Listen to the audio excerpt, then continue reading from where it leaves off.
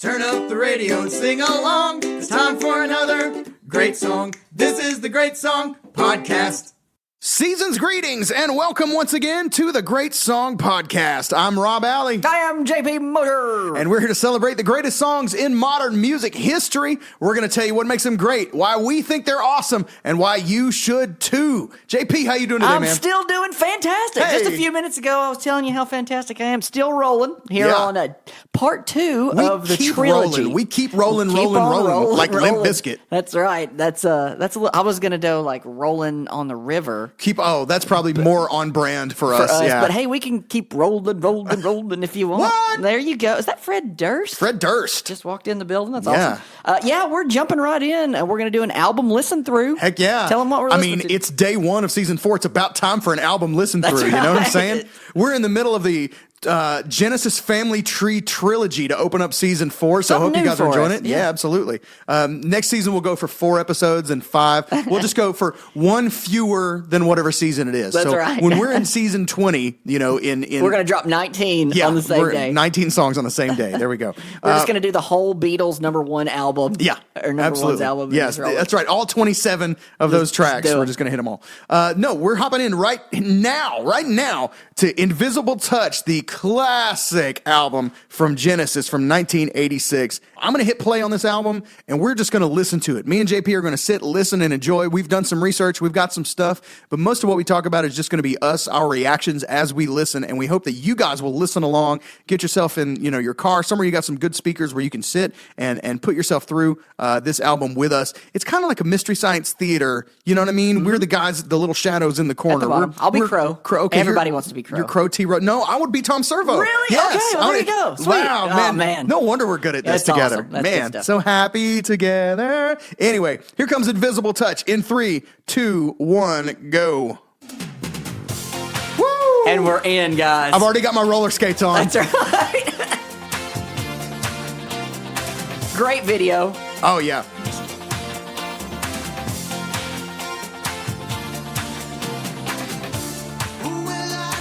So we'll have to refrain ourselves from just singing over the top of this whole album. Absolutely. Because we're going to want to sing every song. I about jumped straight in. Yep. Phil Collins is actually singing into his sticks here on part of this song. He plays air guitar in this. I never realized that Phil Collins was left-handed till he plays his air guitar left-handed. So that's one thing I noticed. Yeah, the concept of this video was kind of them being uncomfortable with making videos. Yeah. Like Phil Collins had a kind of a background in musical theater, and so he was a little bit more comfortable being out front, being in front of a camera, that kind of thing. So they were like, "You go ham it up," and the other guys kind of hung back into their thing. And Mike Rutherford and Tony Banks, the other 2 members of Genesis at this point. Just a 3-piece. Just a 3-piece. The running theme with them is going to kind of be that they're a little subdued for rock and rollers, for prog rockers especially. They're a little bit, whatever. But maybe as rockers go, do prog guys tend to be the more reserved, nerdy guys? I don't know. Like some of the people who I think about John Petrucci from Dream Theater, even like Tom Morello from Rage Against the Machine. He writes everything on a nylon string acoustic guitar. And you know what I'm saying? They're just like kind of laid back, like, anyway. This is their first and only #1 single in the U.S. Yeah. How about that? You would think of all the Genesis out there would be more #1-age than this. Obviously, they had other hits. It's Phil Collins' favorite Genesis song. Is it? This is his favorite.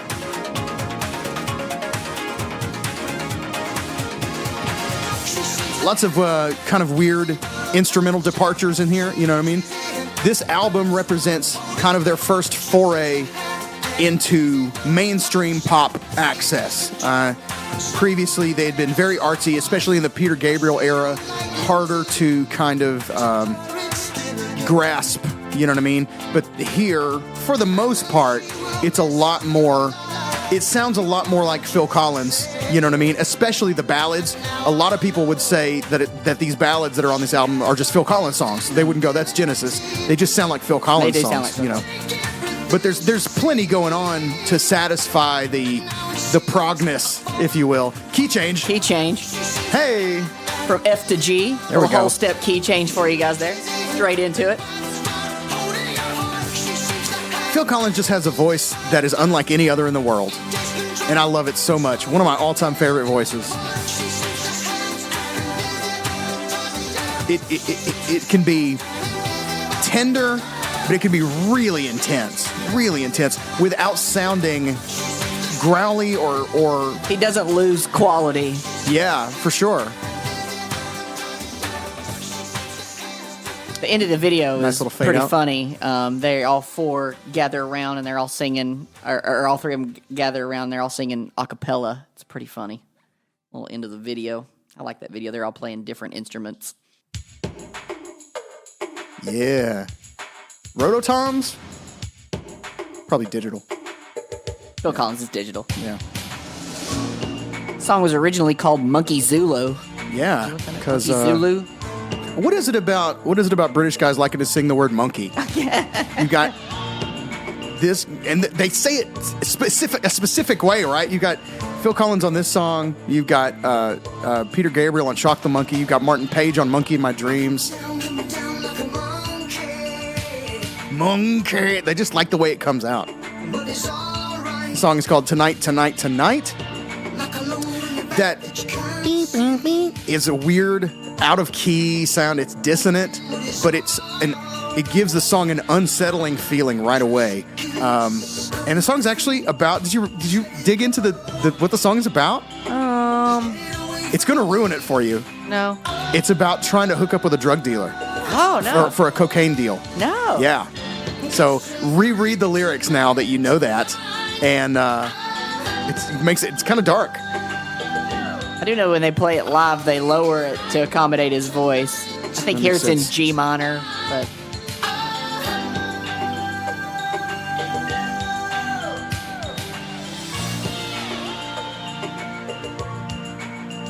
There's a great moment, and whatever we're doing, I'm gonna make a stop talking when it gets there. They already did it once, but before the chorus, when the lyric is just "oh" and the chord shifts and it's just a vibe shift for a moment before the chorus hits, unbelievable. There's several of those on this album. This is one of my favorites. It goes major.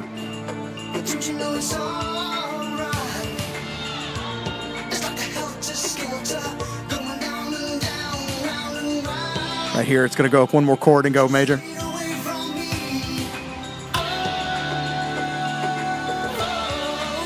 Oh, huge. Golly.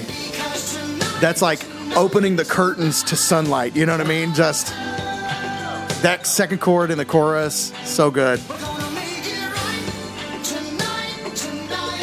This was a single from this album, and it did well. Surprising. Yeah, all 5 singles off this album cracked the top 5 on the Billboard. At the same, not at the same time, right? But they became the first band to have 5 Hot 100 hits at the same time.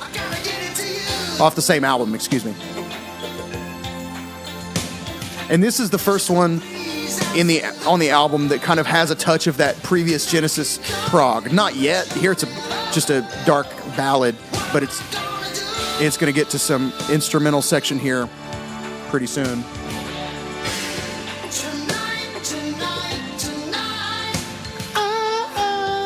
One of my favorite things Phil Collins does, and he does it regularly, does it throughout this album, is he does this little oh, where he'll take a single note and just put kind of a dip in the middle of it. Yep. And he does it all the time, and I love it so much. So here's our first kind of musical break. Yeah. This would be where the song was called Monkey Zulu. This was the Zulu part. This is the Zulu, yeah.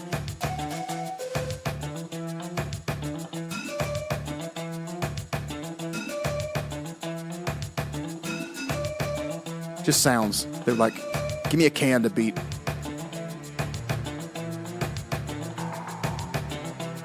So while we got this section here, I just want to read the track list to this album.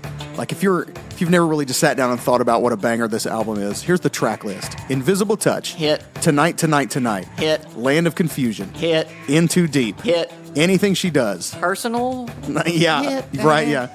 Domino, which We'll is talk through, not but a it's good. hit, but it's a deep cut that your Genesis heads really love. Yep.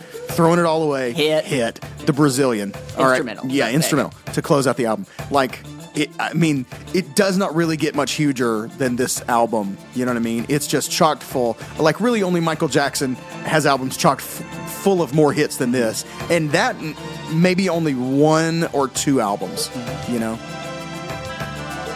This is their 13th album by the band Genesis. 13th. Their highest selling album. Yeah. We had a debate over whether to do this album one or We Can't Dance. Or We Can't Dance, yeah, because they're both so classic and we love them so much. But we decided to do this one as it's kind of their breakout as far as pop success.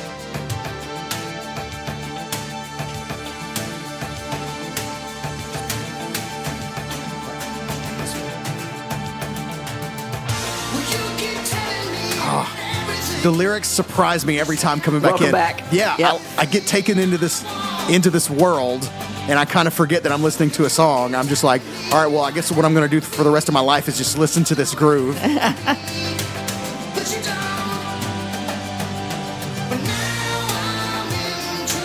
Little hint at the next track, or track 4, Yeah. In Too Deep. Get me out of here. The way that chord This is my sits. favorite loud, big vocal Yeah. part coming out. Oh, yeah. Oh my gosh. Y'all can scream it with us if you want. I'll stay out of the mic. Yeah, do it off my Get me out of here! Get me out of here! We both came in early. We just couldn't wait to get out of We here. ruined it.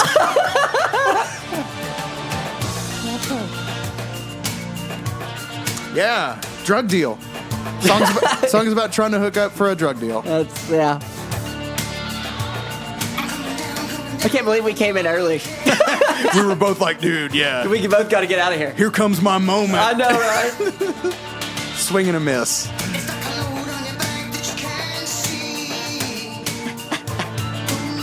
So obviously the radio version of this song is Much shorter. Much shorter, yeah.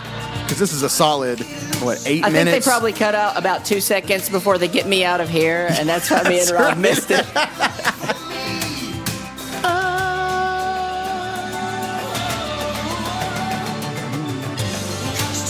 Yeah, going to that 4 minor chord.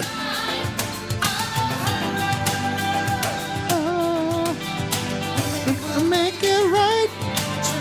It's 8 minutes and 49 seconds for your Oh. pure listening enjoyment. Wow. Second longest song on the album. Second longest, next to Domino. All right, we got another chance Oh, we coming. get another chance to get me out of here? Yeah.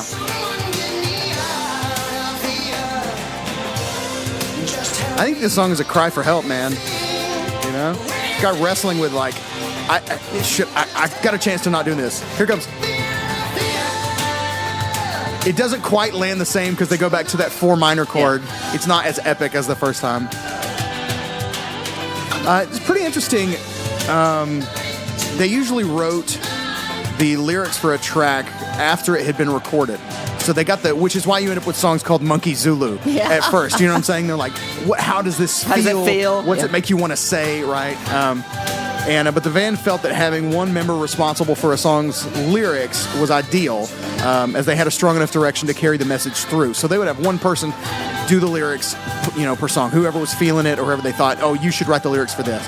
And so Phil Collins wrote the words for Invisible Touch, Tonight, Tonight, Tonight, and In Too Deep. Mike Rutherford wrote Land of Confusion and Throwing It All Away. And Tony Banks wrote Domino and Anything She Does. And they would record a guide vocal over a demo first. And the then guide vocal, would it just be sing the melody? If there was no words, yeah. And then they would record each part individually, and live drums recorded dead last, which is usually like the first thing That's you their record. backbone that you normally set down. But they would go. But Phil Collins was he would lay down a drum loop, right? He would lay down a drum sample that would go through the whole song, and then they would record everything over the top of that. Oh man! Speaking of awesome videos, Woo! Boy, right here, this is it. Brown out. That bass is He's so relentless. Do you hear Disturbed every time you hear it, though? Do you go, rock, rock? No. Okay. I've only listened to the Disturbed version of this maybe twice. Man, I like the Disturbed version. It's really good. It's good. I feel like Disturbed has a knack for covers, knowing what to do. It's on 2000 Fists in the Air. Great album, by the way, if you get a chance. So yeah, the video that I kind of handed out, it's band members as these like character puppets. Yeah. They're from like the 1980s puppets. It's called Spitting Image. Yeah. And there's even like Nancy and Ronald Reagan puppets and a monkey. Yep. And it's basically it kind of mirrors the idea of the video. So of the lyric. Genesis is not a very political band. They don't throw out a lot of political messages, but this is one of their few sort of. It's kind of like a protest song. Mini dig. Yeah, they're just kind of saying like, listen, man, all these politicians are going to get us all killed. Yep. Basically, the people in power are obsessed with their own power, and they're gonna destroy the world. And so the kind of the focal character in the video is Ronald Reagan. And literally in this verse, they're singing about Superman, where are you? And Ronald Reagan's running around in a Superman costume, like in tights. But so it's him having a nightmare, and he's soaking. The bed is soaking wet, and water keeps rising and rising and rising until eventually his whole room is underwater. And but it's just a nightmare. And so like Ayatollah Khomeini, all these other world leaders make appearances in the video. And then at the end, it kind of turns into a We Are the World, where you've got Michael Jackson and like Hulk Hogan, but these puppet versions of, all these celebrities, like I think Dolly Parton maybe, just random, like, and they're all like singing around, I remember seeing it as a kid, and I only saw the video maybe once or twice as a kid, but it always made a mark on me. I always remembered, that's Genesis. Like, that's what they do. They're that weird puppet band. Yep.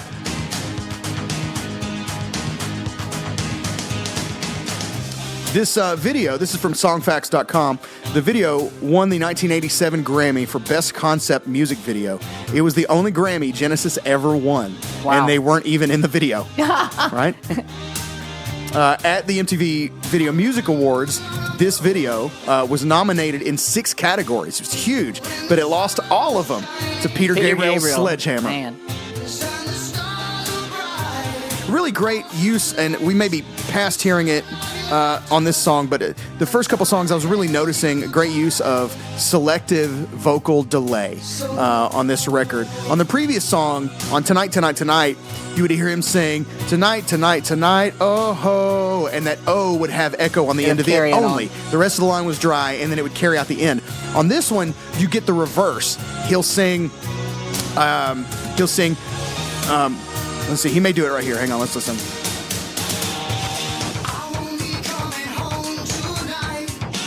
He sings lines that have, there it was, our generation, shun, we'll put it right, is dry. So the internal section of the line has delay on it. But it's chopped off at the end. It's chopped off at the end, which adds like 2 layers of kind of discomfort. You know what I mean? You've got, it adds a little bit of chaos to that. While he's still singing, there's delay over these tight vocals, and then at the end of the line, it's bare, and it almost feels abrupt stop. Yeah, slamming on your brakes. Yeah, and it just really adds to the production. Something that I never really noticed before until I was listening kind of critically, for our research. I really think this groove is aided by the syncopated hi-hat throughout, instead of ta ta ta ta ta ta ta ta. You know what I mean? I think it would take away from it. It's a nice use of. Phil Collins is really good at tasty percussion, tasty drum parts like that. He does enough, but not too much. It's a great riff. Oh yeah, and it's simple. It's not hard. A lot of bom bom. That's like the live ending. Yeah. How do we get out of this? We can't fade it. Yeah, yeah. Yeah. Here we go. Here's the slow jam. About jam. to get sappy. It really is. This is one that you could easily go, if you didn't know this was Genesis, you would just go, oh, that Phil Collins song. Yeah.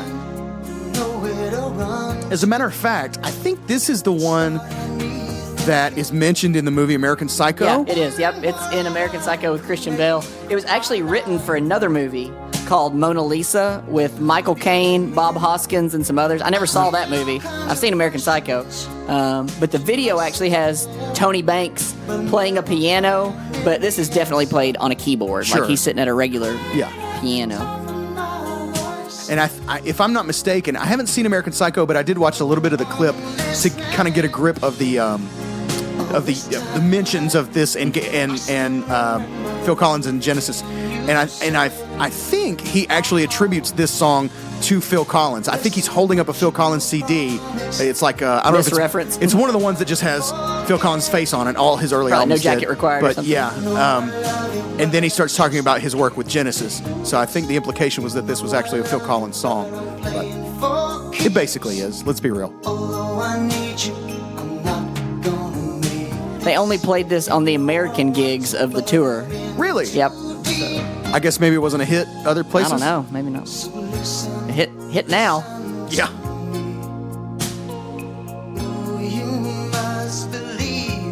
It was a B-side to one of the others, too. It wasn't even the front on the cassette and the vinyl. Some really tasty guitar work on this. Really subdued or whatever, you know? I think we're in A-flat, I think. I didn't even bother to look up the keys. There's so much good theory in this that I just went, I'm not even going to try. Like, it's kind of sad, but...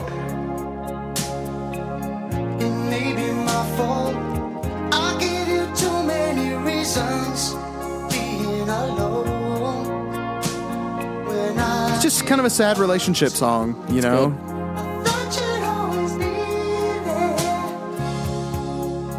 That's that one little syncopated cymbal hit. I don't feel it. I don't feel that one.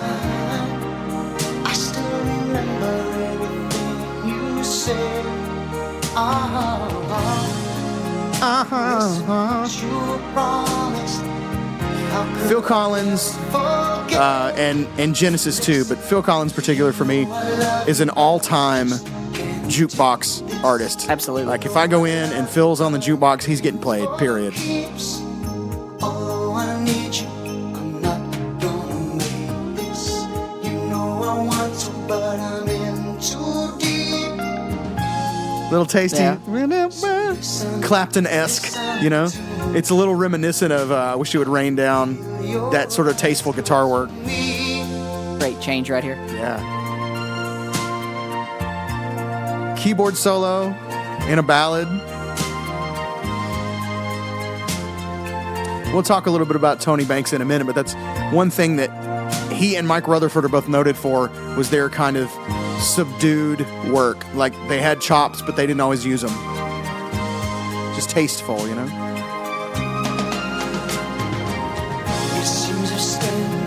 Phil Collins' toms sound like nobody else's on earth.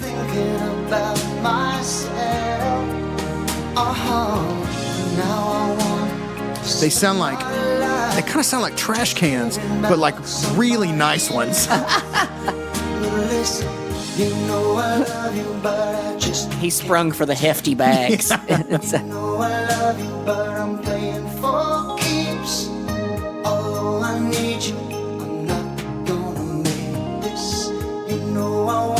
But I'm in too deep. You know I love you, but I just All right. I guess it's about time for me to say this. JP, No. I think it's time to break up. Oh, do it. No, It's not you. It's me. It's not. It's me, It's man. not me. It's you. I'm in too deep, man. I'm in too deep. Y'all aren't crying right now. Sorry. With us.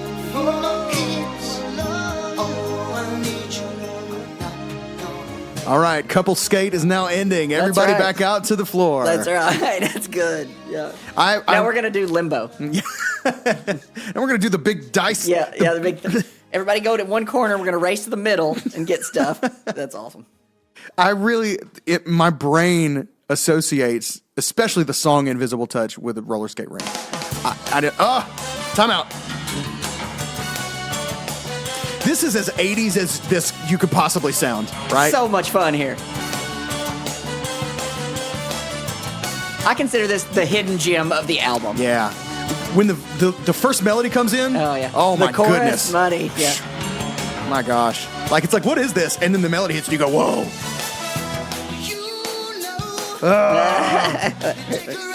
Weird key change for no reason, and then that melody just soars. Another concept video. Security guy keeps people from backstage to meet the band. Nerdy security guy. Did you see the video? And these girls are trying to convince him to let them backstage. So it's pretty neat little concept video. This is one of those songs where, I don't pay much attention to the lyrics until I have to. And so I just kind of always thought it was about an unattainable girl. You know what I mean?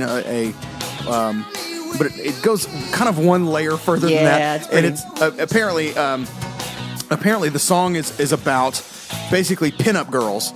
They would have, hold on, let's hit the chorus.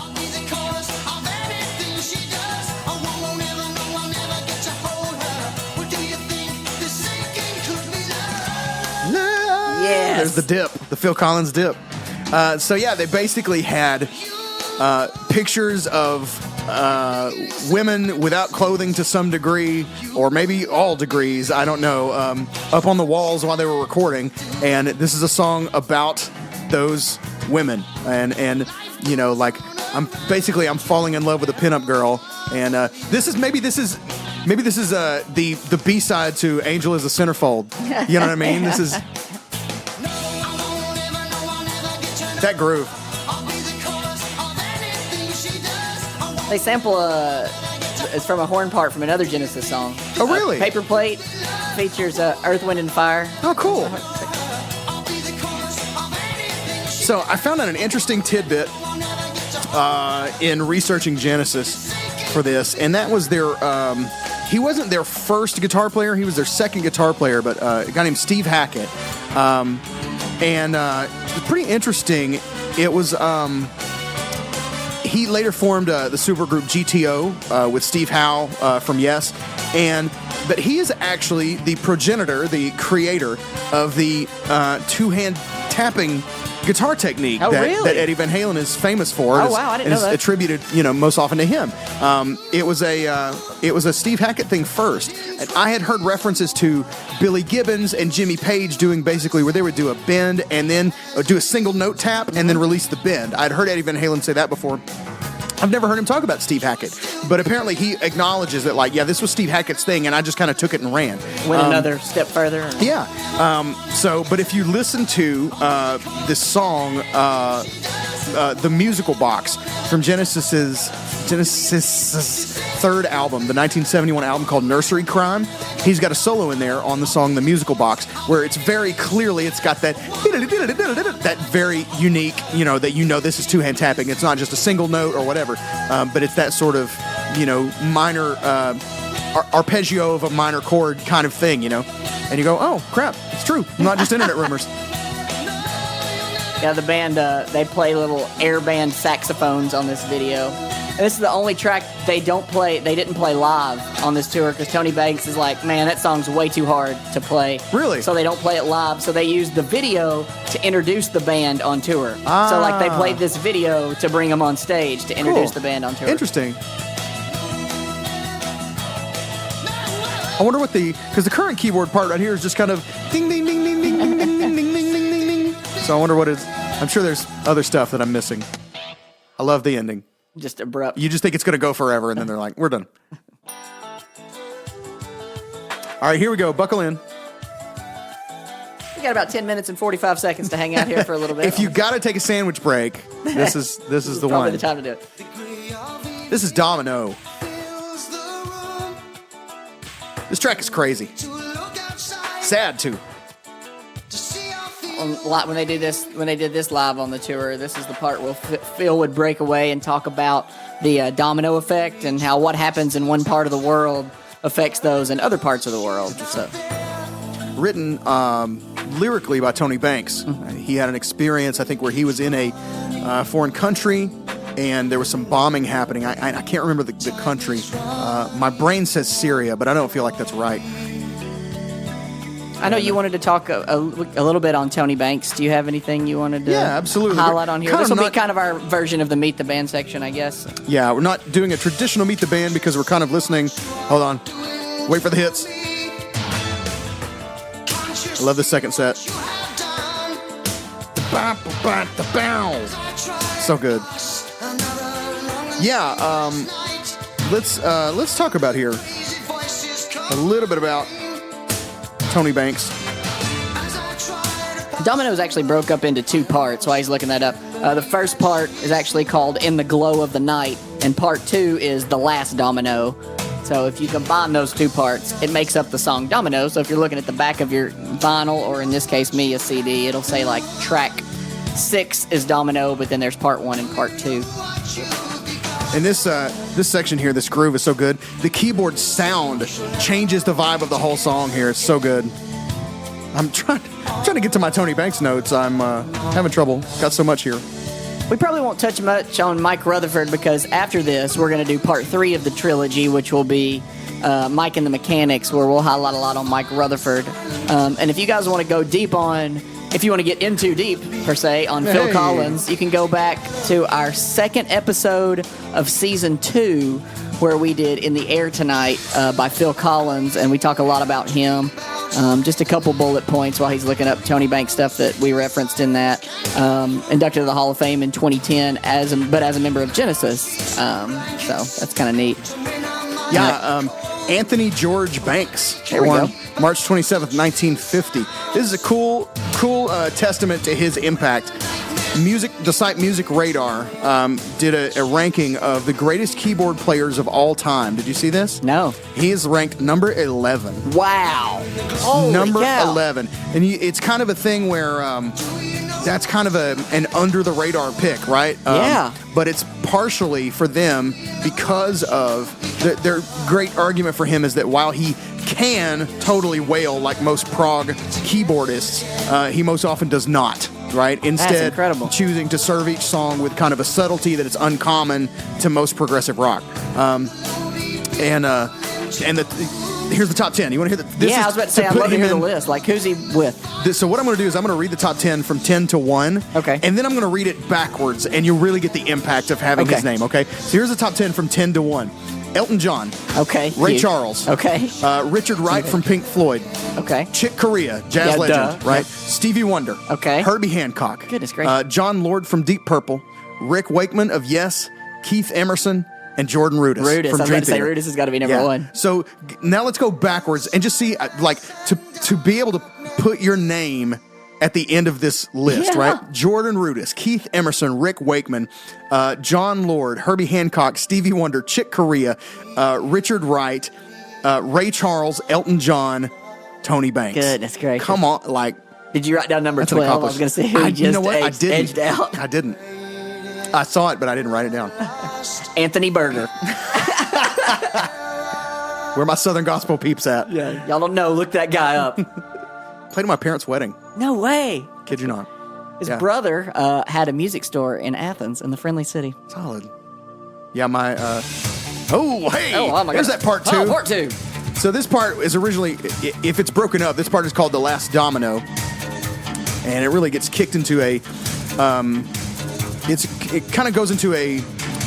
This part was written from a nightmare that Tony Banks had, or at least written about a nightmare. I'm not exactly sure which, but the language changes. Everything gets kind of surreal. This feels like a nightmare. It does. It's very atonal in spots, or at least dissonant. Not atonal, but dissonant. Notes that rub against each other in weird ways. And there's a line in here that makes me laugh every time. I can't help it. It's sad, and it's describing terrible things. The line about children playing with boots, the way it lands, I can't help it. Listen to this chord coming. It's one of my favorite things on the whole album. Oh! That's nasty. And it's over the word blood? Yeah, it just, the way that lands. Yeah, this line about children playing with boots, the way it so doesn't rhyme and just sings, just listen.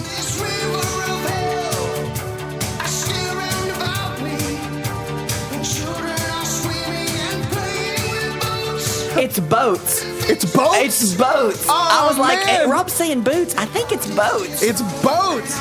Okay, well maybe I can make myself make that better then, because I just think like this is about abject. You know what I'm saying?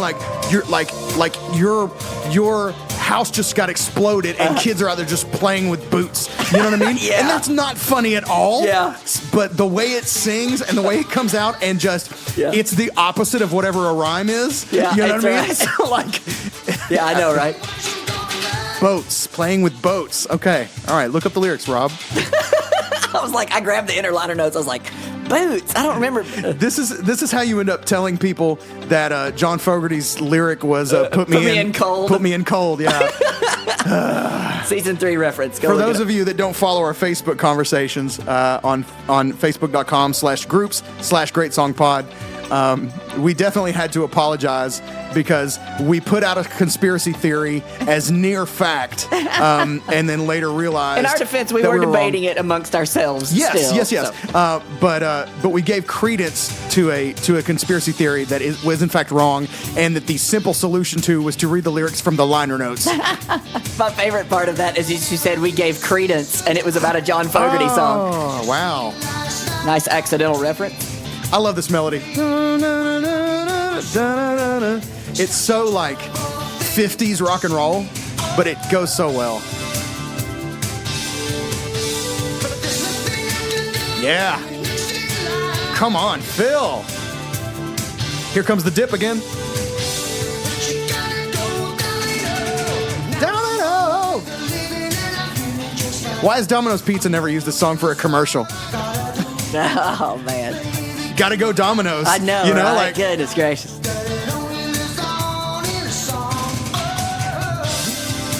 I can pitch it to Little Caesars.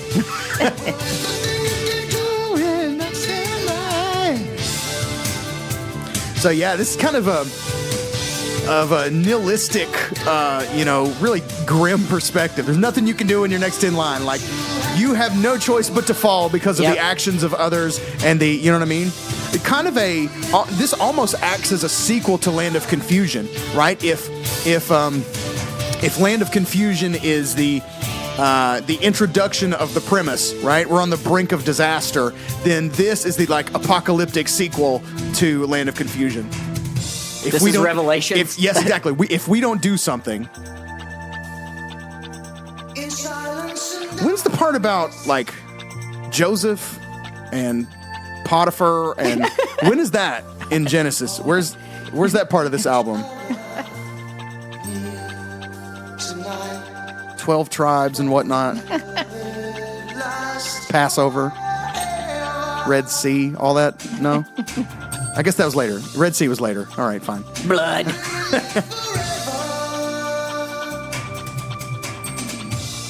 Their Genesis' first album is actually called From Genesis to Revelation.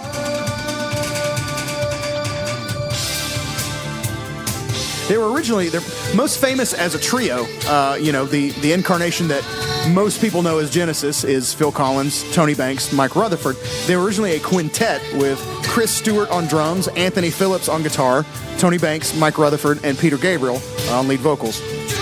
And their first album 1968, From Genesis to Revelation, sounds pretty exactly like British 1968 that isn't the Beatles or the Stones. It kind of sounds like the soundtrack to an Austin Powers movie, you know? It's like ambitious Brit folk pop, but it bears little to no resemblance to how you likely know Genesis. It's kind of tough to picture what we're talking about with Domino blaring underneath. Like, True, but yes. It's completely different of what we're currently embracing. Yes. It does sound something like you may know Peter Gabriel. You hear a little of who Peter Gabriel really is in there, but mostly it just sounds like British folk pop. The second album, Trespass, feels immediately more like you would expect from Genesis. It's definitely the beginning of the prog Genesis era. And then Phil Collins joined the band later in 1970, along with Steve Hackett, who we mentioned. Your Gabriel era purists, there's always people who, no matter what, will always like the first incarnation of a band better, right? You've got your David Lee Roth Van Halenites, your Ozzy Black Sabbathites, which I mean they're right,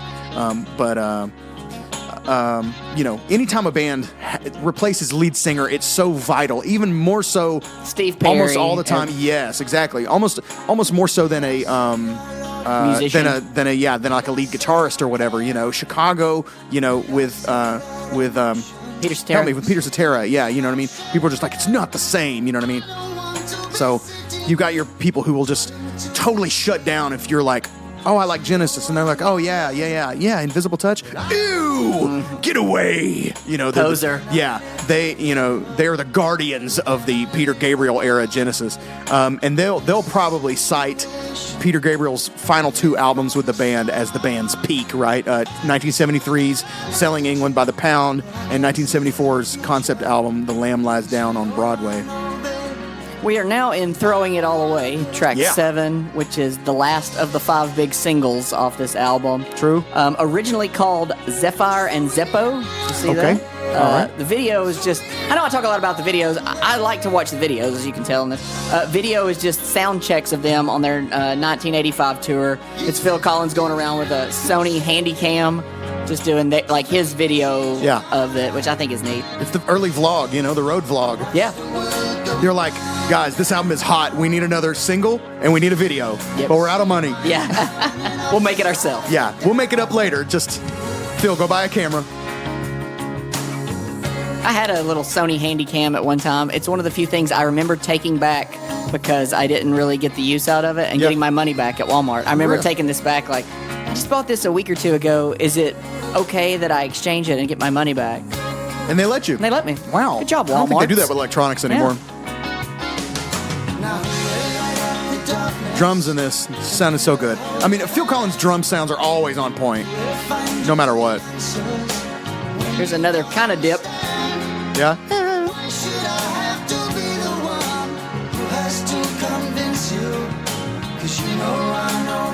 So, Steve Hackett, second guitarist, he left after the 2 post-Gabriel albums. So Peter Gabriel leaves to pursue a solo career. So he can be weird and do weird stage shows and be more theatrical. And then Steve Hackett leaves 2 albums later, and that's when Genesis is whittled down to the 3 that now, Rutherford, Banks, and Collins. And Phil Collins left Genesis in 1996, by the way, to further pursue his already legendary solo career. I mean, 1996, Phil Collins has already cemented his legacy.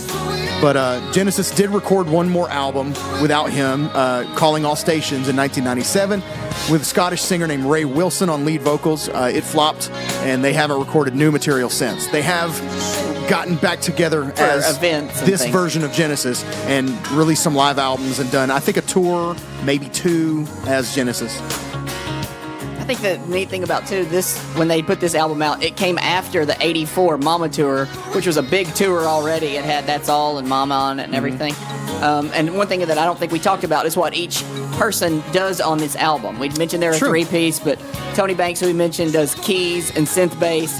Phil Collins, obviously the lead vocalist, and plays drums. And Mike Rutherford does guitar work and bass on this. So. Yeah, he was originally bassist, and then when Steve Hackett left, he took over guitar duties. Both. And he would do both, and then live, he would go back and forth. Swap. They had somebody else who would come and play. He would play bass on the songs that he originally played bass on, and the other guy would play guitar, and then they would swap, and he would play guitar on the new stuff, and the other guy would play bass. Last song, instrumental. This is almost over already. Called The Brazilian. Kind of flew by. This was actually featured on an episode of Magnum P.I. Sounds like it. Sounds exactly like Magnum P.I. Sounds very cop mustache for you there. Yeah. This is about a bad waxing experience that Phil Collins had.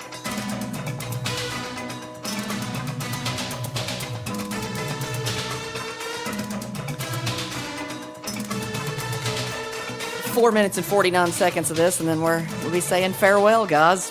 Until next time. Sounds like we're in danger. I think we're going to be fine. We got Micah the Mechanics coming up next. That's right. Everything's going to be fine. Hope you guys have enjoyed part 2 of this trilogy. Yeah. Well, one thing that we haven't really talked about is how Phil Collins ended up as the lead singer of Genesis. Oh, yeah. It's an interesting story. So he was the drummer for the band at this point. And then 1975, Peter Gabriel left, and they were looking for a new lead singer. But in the meantime, they were already writing new material. They never stopped writing. And Phil started doing the demos. This is a nice touch right here. All these gong hits. Yeah. Anyway, Phil starts singing the demos, and as they're auditioning singers, they go, well, nobody's doing as well as Phil does on the demos. Yeah. So let's just use Phil. And holy cow. That was wise. Yeah, that was wise. That's putting it lightly.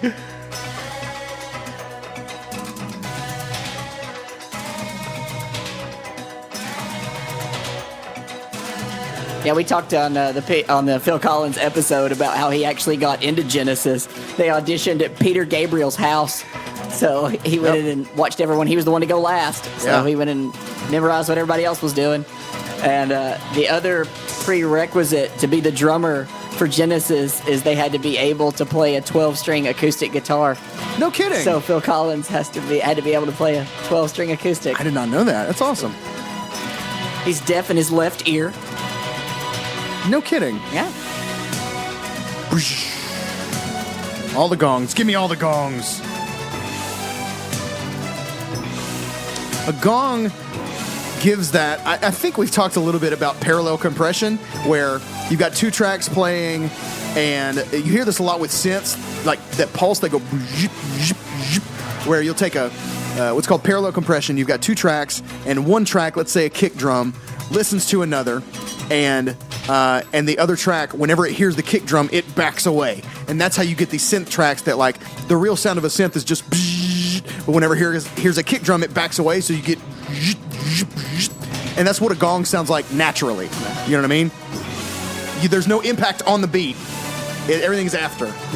Hindsight for this track, I wish we would put heavy delay and have sung our facts in the style of Phil Collins. We had to do the dip. Let me see if I can find one. Hang on.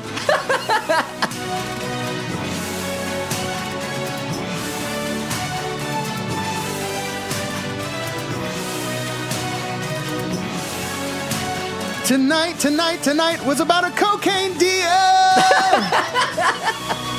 Well played. Was it? I'm not sure it was. So here we have a traditional prog keyboard solo.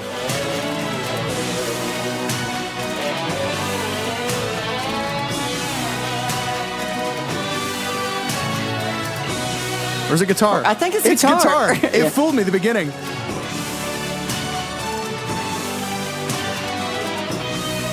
Yeah. That's guitar.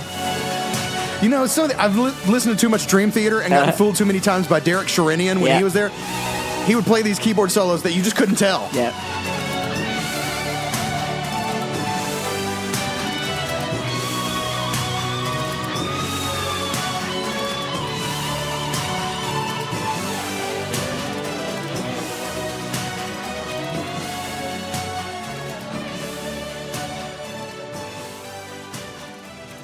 And there you go. All right, guys. Fading out the Genesis album, Invisible Touch. We have had a lot of requests to do album listen throughs, so that's why we decided to. And we've talked about doing this one for a while. We really have. Since season one, we've talked about doing this album. We know we want to do the Sting one first, but then we're like, which one do we do second? And we immediately jumped to Genesis, but based on timing, we did the Hendrix one. Yeah.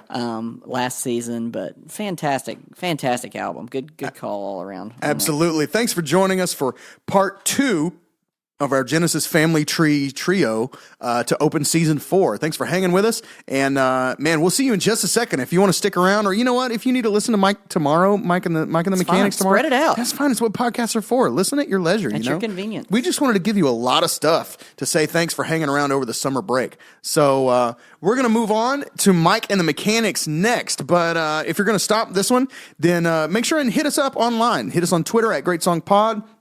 Facebook.com/groups/Great Song Pod if you want to be a part of the group called Great Songs and the Great People who love them greatly. And as always, you can just hit us up at greatsongpodcast.com, check out the archives, get yourself a t-shirt. My personal new favorite is the Leoshi t-shirt from the Skilo episode. I can't believe I actually followed through and made that shirt. It was great. It's my new favorite. Sorry, Gorilla. I have a new favorite. And Neil Sean. Yeah. So hit us up online. Let us know what you want to hear this season. Let us know how we can make your life better. If we can bring you some pizza, got to go Domino's. So not sponsored, not a sponsored ad by Domino's by any means. But anyway, yep. Until next time, I'm Rob. I am JP. Go listen to some music.